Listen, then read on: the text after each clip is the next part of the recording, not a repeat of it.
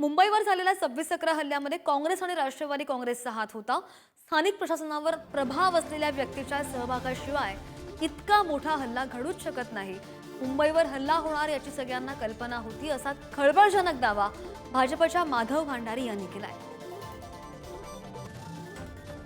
आज राहुल राणाला आणलं, त्याच्यानंतर काँग्रेसवाले फार बुमबावून करायला लागलेत, कारण कदाचित त्या नाहीची माहिती त्या राणाकडून दिली जाईल असं वाटतंय।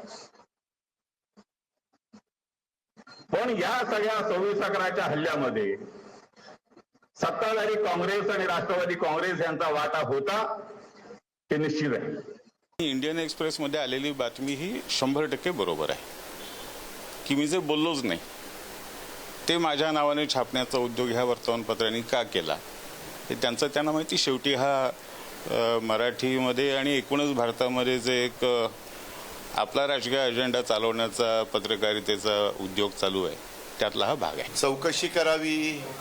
आज भारत सरकार आपल्या ताब्यात आहे, राज्य सरकार आपल्या ताब्यात आहे, पोलीस यंत्रणा आपल्या ताब्यात आहे। चौकशी करायची, चौकशी करून त्याच्यात तथ्य असेल तर जो दोषी असेल त्याच्यावर कारवाई करू। वर्तकजींना किंवा आता भाजपला किंवा भंडारींना 11 वर्ष झाले, दिल्लीपासून दिल्लीपर्यंत तुमची सत्ता आहे। कोण अडवलंय तुम्हाला? कोणाचे पैसे आहे? तो काय करत होता? झोपा काढत होतात? तुम्ही ही सगळी चौकशी करून जर कोणी पुरावे असते तर सगळं कारवाई करा।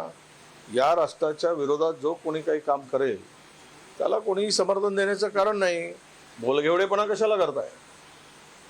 आणि भोलगेवडेपणा करून काय दाखवू इच्छिता? तुमच्या हातात सत्ता आहे, पॉवर आहे, त्याचा उपयोग करा आणि राष्ट्रविरोधी ताकद आहे ते शोधून काढा।